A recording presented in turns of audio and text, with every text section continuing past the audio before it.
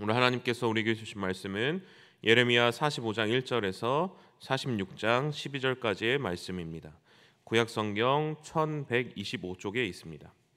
예레미야 45장 1절에서 46장 12절까지의 말씀을 함께 봉독하시겠습니다. 유다의 요시야 왕의 아들 여호야김 넷째 해에 네리야의 아들 바룩이 예레미야가 불러주는 대로 이 모든 말을 책에 기록하니라. 그때 선지자 예레미야가 그에게 말하여 이르되, 바룩아, 이스라엘의 하나님 여호와께서 내게 이같이 말씀하셨느니라. 내가 일찍이 말하기를 화로다, 여호와께서 나의 고통에 슬픔을 더하셨으니 나는 나의 탄식으로 피곤하여 평안을 찾지 못하도다. 너는 그에게 이르라, 여호와께 이같이 말씀하시기를, 보라, 나는 내가 세운 것을 헐기도 하며 내가 심은 것을 뽑기도 하나니 온 땅에 그리하겠거늘. 내가 너를 위하여 큰 일을 찾느냐? 그것을 찾지 말라. 보라, 내가 모든 육체에 재난을 내리리라. 그러나 내가 가는 모든 곳에는 내가 너에게 내 생명을 노량물 주듯 하리라. 여호와의 말씀이니라. 이방 나라들에 대하여 선지자 예레미야에게 임한 여호와의 말씀이라. 애굽에 관한 것이라. 곧 유다의 요시야 왕의 아들 여호야김 넷째 해에 유브라데 강가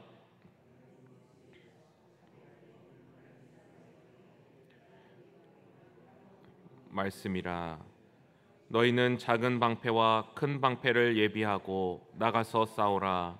너희 기병이여, 말의 안장을 지워타며 투구를 쓰고 나서며 창을 갈며 갑옷을 입으라. 여호와의 말씀이니라. 내가 본즉 그들이 놀라 물러가며 그들의 용사는 패하여 황급히 도망하며 뒤를 돌아보지 아니함은 어찌 미냐. 두려움이 그들의 사방에 있음이로다. 도망하지 못하며 용사도 피하지 못하고 그들이 다 북쪽에서 유브라데 강가에 넘어지며 엎드러지는도다. 강의 물이 출렁임 같고 나일강이 불어남 같은 자가 누구냐? 애굽의 나일강이 불어남 같고 강물이 출렁임 같도다. 그가 이르되, 내가 일어나 땅을 덮어 성읍들과 그 주민을 멸할 것이라. 말들아 달려라, 병거들아 정신없이 달려라. 용사여 나오라. 방패 잡은 구스 사람과 뭇 사람과 활을 당기는 루딤 사람이여 나올지니라 하거니와. 그날은 주 만군의 여호와께서 그의 대적에게 원수 갚는 보복이리라. 칼이 배부르게 삼키며 그들의 피를 넘치도록 마시리니 주 만군의 여호와께서 북쪽 유브라데 강가에서 희생 제물을 받으실 것이미로다. 처녀딸 애굽이여, 길르앗으로 올라가서 유향을 취하라. 내가 치료를 많이 받아도 효력이 없어 낫지 못하리라. 내 수치가 나라들에 둘렸고 내 부르짖음은 땅에 가득하였나니 용사가 용사에게 걸려 넘어져 둘이 함께 엎드려졌음이라. 아멘. 네, 오늘 45장의 말씀의 시작이 이렇습니다. 유다의 요시야 왕의 아들 여호야김 넷째 해 네리야의 아들 바룩이 예레미야가 불러주는 대로 이 모든 말을 책에 기록하니라. 이렇게 이제 시작됩니다. 그런데 똑같은 내용이 이미 한 번 등장을 했습니다. 언제입니까? 바로 예레미야 36장의 말씀에 오늘 45장과 같은 말씀이 한 번 더 반복된 것이죠. 36장에서도 유다의 요시야 왕 아들 여호야김 제4년에 여호와께로부터 예레미야에게 말씀이 임합니다. 그리고 예레미야는 바룩에게 너가 이 말씀을 전하라라고 이렇게 부탁하게 됩니다. 36장과 45장의 이제 내용이 비슷합니다. 그런데 오늘 본문의 이제 45장에서의 차이점은 무엇입니까? 예레미야가 이제 하나님께 받은 말씀을 바룩에게 전달했다라는 내용은 같은데, 근데 거기에 한 가지가 이제 더 추가되는 것입니다. 바로 바룩을 향한 하나님의 이 말씀이 추가됩니다. 성경책에는 이제 각 장마다 이제 소제목이 있는데요. 오늘 45장의 이 소제목은 뭐라고 적혀 있습니까? 바로 여호와께서 바룩에게 구원을 약속하시다, 이렇게 적혀 있습니다.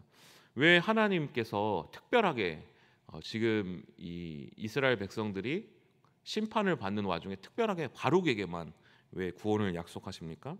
이 바룩에게 36장과 45장 그 사이에 무슨 일이 있었습니까? 이 이스라엘 백성과 바룩 사이에 어떤 일이 있었기 때문에 특별하게 오늘 45장 말씀에 하나님께서 바룩에게 말씀을 하셨겠습니까? 예레미야 36장에서 예레미야가 이제 하나님의 말씀을 받게 됩니다. 그래서 예레미야는 성전에 들어갈 수 없었던 상황이었기 때문에 이제 바룩에게 그 말씀을 전달하게 됩니다. 그래서 바룩이 그 말씀을 가지고 성전에서 하나님의 말씀을 봉독합니다. 그래서 많은 백성들이 그 하나님의 말씀에 귀를 기울이게 되고 하나님께 돌아오게 됩니다. 그리고 그 말씀은 결국에 왕의 귀에까지 올라가게 되고 바룩이 직접 하나님의 예언의 말씀을 가지고 왕 앞에서 읽게 됩니다. 그런데 어떤 일이 벌어집니까? 그 왕이 여호야긴 왕이 그 두루마리를 다 면도칼로 찢어서 그 자리에서 바로 불태우게 되는 것입니다. 하나님께서 이스라엘 백성들을 이제 돌아올 기회를 주셨는데 그냥 그것을 철저하게 짓밟아 버리고 무시하게 되는 것입니다. 그리고 그 후에 결국에 하나님의 이 심판대로 이제 시드기야 왕 때에 바벨론이 온 예루살렘을 이제 포위하게 됩니다. 그런데 그때 애굽의 바로의 군대가 이제 애굽에서 출격했다라는 소식을 이 바벨론 왕이 듣게 됩니다. 그 소식을 들은 바벨론 군대가 예루살렘을 포위하고 있는 그 포위망을 잠깐 풀고 예루살렘을 떠나게 됩니다. 하나님께서 이스라엘이 완전 그 남유다가 완전히 망하기 직전에 다시 한번 이제 돌아올 수 있는 또 기회를 제공해 주신 것이죠. 그런데 이스라엘 백성들은 어떻습니까? 우리가 이겼다. 하나님의 자비를 하나님의 그 손길을 무시하고 또 자신들의 어떤 힘으로 이겼다라고 착각을 하게 됩니다. 그래서 누구에게 가장 먼저 복수하게 됩니까? 바벨론의 포로로 끌려가는 것이 하나님의 뜻입니다. 바벨론의 포로로 가야 합니다. 외쳤던 예레미야 선지자를 잡아서 구덩이에 던져버리게 됩니다. 이렇게 하나님의 기회를 또 줬는데 이스라엘 백성들은 완고한 마음을 가지고 무시해 버린 것입니다. 그런데 이렇게 예레미야 선지자를 구덩이에 가둔 상황에서 왕궁 내시인 구스인 에벳멜렉이 예레미야가 구덩이에 갇힌 것이 악한 일이라고 왕에게 이제 탄원을 합니다. 그래서 그 에벳멜렉이 예레미야를 그 구덩이에서 꺼내 오게 됩니다. 그리고 이제 시드기야 왕이 마지막으로 예레미야 선지자를 불러서 예레미야에게 묻습니다. 예레미야, 정말 하나님이 우리를 향해 원하시는 뜻, 그 말씀이 무엇입니까? 예레미야에게 묻습니다. 그때 예레미야가 뭐라고 대답합니까? 전 말하지 않겠습니다. 말해도 듣지도 않을 건데 제가 왜 얘기합니까? 이렇게 말합니다. 그런데 이 시드기야 왕이 내가 듣겠습니다. 순종하겠습니다. 얘기 좀 해주세요. 이렇게 예레미야에게 청합니다. 그래서 예레미야 선지자가 무엇이라고 말합니까? 바벨론에게 항복하고 바벨론의 포로로 끌려가는 것이 하나님의 뜻입니다. 이렇게 얘기합니다. 그런데 이 시드기야 왕이 어떻게 합니까? 또다시 하나님의 그 기회, 말씀을 거절하는 것입니다. 그리고 예레미야가 이렇게 얘기합니다. 당신 그 이야기를 나 외에 누군가에게 이야기했을 시에 당신을 내가 죽이겠다. 예레미야를 이렇게 협박하게 되는 것이죠. 결국에 하나님의 이렇게 몇 번의 기회에도 불구하고 강팍한 마음을 가진 이 남유다는 어떻게 됩니까? 시드기야 왕 9년 10월에 바벨론의 모든 군대가 예루살렘을 다시 한번 포위하게 됩니다. 그리고 11년 넷째 달 9일에 결국엔 그 예루살렘 성이 함락당이 됩니다. 시드기야 왕은 모든 것을 버려두고 도망하였지만 하나님의 말씀대로 갈대아인의 군대가 그 왕을 추격하고 여리고 평원에서 그를 잡게 됩니다. 그리고 림나에 있는 바벨론의 왕 느부갓네살에게로 그 시드기야 왕이 끌려가게 됩니다. 그리고 바벨론 왕이 시드기야 눈앞에서 바벨론 왕의 눈앞에서 시드기야의 모든 아들들이 죽게 됩니다. 또 유다의 모든 귀족들이 죽게 됩니다. 그리고 시드기야의 눈을 뽑히게 됩니다. 그리고 결국엔 쇠사슬에 결박되어 바벨론의 포로로 끌려가게 되는 것입니다. 결국에 하나님의 말씀대로 모든 것이 이루어지신 것이죠.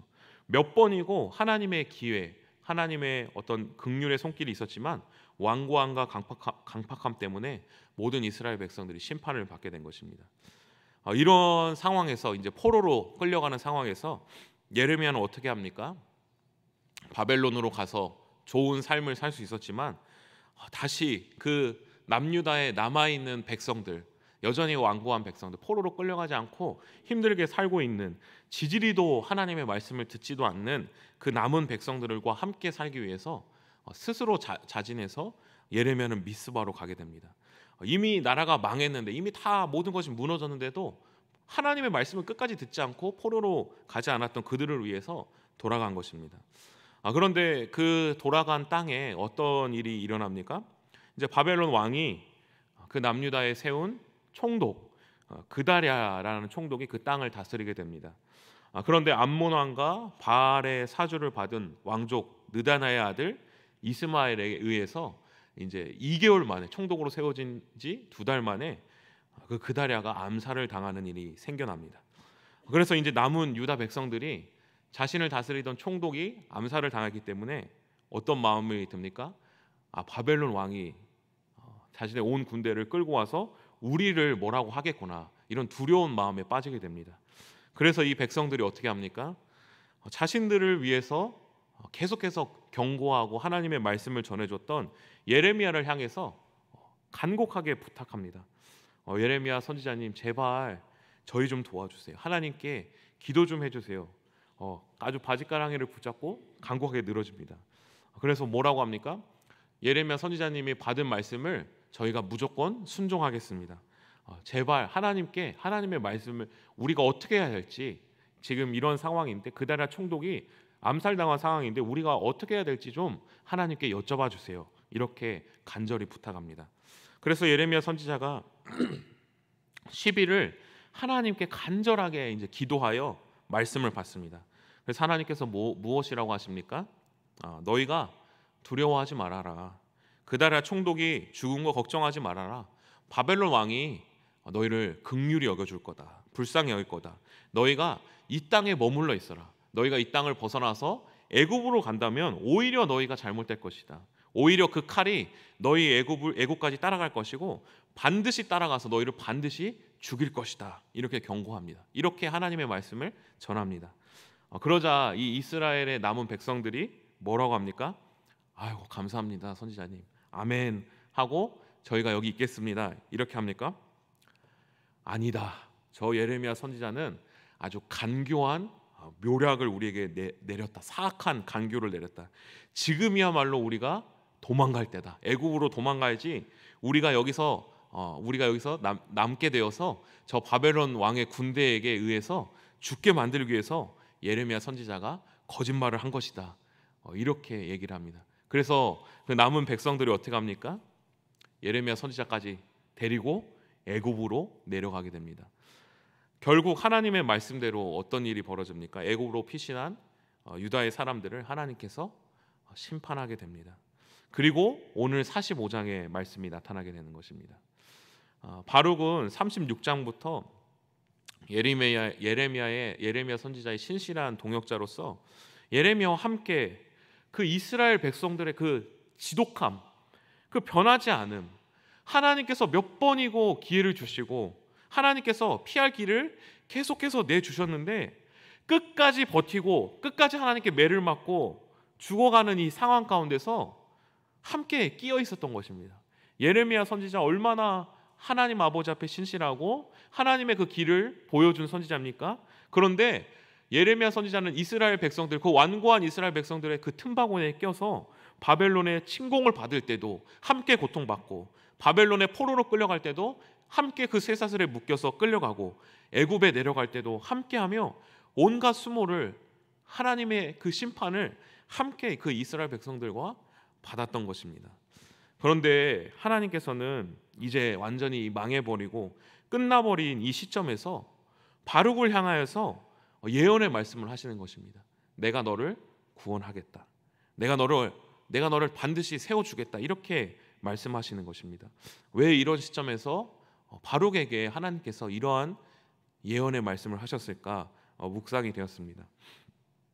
제가 이제 지지난주에 그 아동부 여름 성경학교를 이제 진행했었는데요. 이번엔 특별히 이제 성경학교를 1박 2일로 이제 진행하게 되었습니다. 그래서 이제 교회 아동부실에서 이제 잠을 자게 되었는데요. 저는 이제 남자 아이들하고 같이 이제 잠을 자게 되었습니다. 그래서 제가 약속을 했습니다. 자, 우리 무조건 10시에는 자는 거야. 10시에는 다 핸드폰도 끄고 옆에 아는 친구들 방해 안 되게 이야기도 하지 않고 딱 눈 감고 자는 거야. 이렇게 약속했습니다. 잤을까요? 네. 애들이 너무 재밌으니까 잠을 못 자는 겁니다. 막 그냥. 그래서 제가 11시까지 기다렸습니다. 그냥 11시까지 기다렸는데, 그런데 11시에도 안 자는 겁니다. 그래서 제가 어떻게 합니까? 자자 얘들아, 자자, 제발 자자. 내일 새벽 예배 가야 된다. 자자. 이렇게 얘기합니다.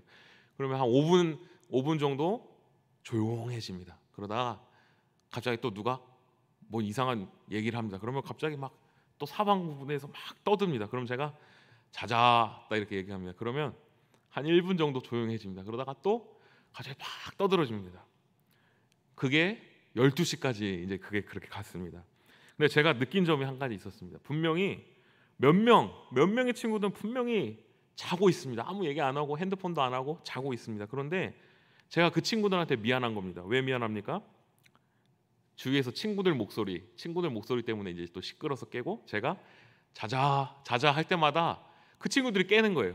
그 친구들은 분명히 자고 있는데. 그러니까 제 마음에 미안한 마음이 드는 것이죠. 바룩이 이랬습니다. 이스라엘의 백성으로서 바룩이 이 세상을 살아가면서 얼마나 하나님의 말씀 앞에 잘 살려고, 하나님 말씀 앞에 신실하게 살기 위해서 몸부림쳤습니까? 36장을 보시면 얼마나 하나님의 말씀을 운반하고 얼마나 그 하나님의 거룩한 말씀을 이 백성에게 전하기 위해서 노력했습니까? 그런데 바룩도 똑같이 하나님의 심판 앞에 있는 것입니다. 36장부터 44장에 이르기까지 그 바벨론의 그 침공, 그 이스라엘 백성의 완고함 속에서 하나님이 그 기회를 주시지만 여전히 그 바벨론의 그 앞에서 이스라엘 백성들의 그 완고함 속에서 여전히 총독의 죽음, 애굽으로 끌려가는 상황, 똑같은 심판 안에 바룩이 있는 것입니다. 내가 하나님 앞에 올바른데 왜 내 삶이 이런가, 이러한 의문점이 바룩 안에서 들게 된 것이죠. 그런데 중요한 것은 무엇입니까? 오늘 말씀에 하나님께서 바룩아, 내가 너의 마음을 알고 있다. 하나님께서 이 바룩을 알고 계신다는 것입니다. 사람도 알고 있습니다. 누가 하나님 앞에서 신실한지, 하물며 우리의 생사화복을 주장하시고 이 세상을 창조하신 하나님께서 얼마나 하나님의 말씀 앞에 신실하게 반응하였는지를 하나님이 알고 계시다는 것입니다. 그래서 하나님이 바룩을 향해서 말씀하십니다. 오늘 말씀을 공동 번역본으로 제가 한번 봉독해 드리겠습니다. 바룩아, 나는 내가 하는 말을 들었다. 나는 끝장이다. 가뜩이나 고생스러운데 야훼마저 나를 괴롭히시니 나는 한숨 쉴 힘조차 없고 조금도 안심할 수 없구나. 바룩아, 내 말을 들어라. 나는 세웠다가도 헐 수 있고 심었다가도 뽑을 수 있다. 내가 이제 큰 일을 도모한다마는 그만두어라. 내가 곧 모든 사람에게 재앙을 내리겠지만 너만은 어디 가든지 목숨을 건지도록 보살펴 주리라. 이는 내 말이라. 어김이 없다. 아멘. 사랑하는 우리 성도 여러분, 우리가 이 시대의 바룩인 줄로 믿습니다. 이 세상을 살아가면서 우리가 믿음을 가지고 살지만 이 세상은 점점 더 악해만 지고 어두워만 접니다. 하나님의 나라와는 점점 더 동떨어져 보입니다. 그러나 하나님이 우리를 버리신 것이 아닙니다. 하나님이 우리를 모르시는 것이 아닙니다. 하나님이 우리를 불꽃 같은 눈동자로 지켜보고 계십니다. 하나님께서 모든 사람에게 재앙을 내리겠지만 너만은 어디를 가든지 목숨을 건지도록 보살펴 주리라, 이렇게 이야기하십니다. 그렇기 때문에 우리는 힘을 내어야 됩니다. 이 세상이 온갖 악인이 득세하고 죄가 간영하고 점점 더 어두워지더라도 우리는 하나님의 말씀을 더욱더 굳게 붙잡아야 합니다. 왜 그렇습니까? 하나님이 우리를 알고 계시기 때문입니다. 하나님이 심었다가도 뽑으실 수 있는 분이시며 모든 재앙 속에서 나만을 구원하시고 하나님의 말씀을 듣는 자를 찾는 분이시기 때문입니다. 오늘 이 하루 우리가 이 사실을 분명히 명심하고 용기를 잃지 않고 믿음을 잃지 않고 어떤 상황 가운데서도 바룩처럼 믿음을 분명히 하시는 우리 모든 성도님 되시기를 간절히 소망합니다. 기도하시겠습니다.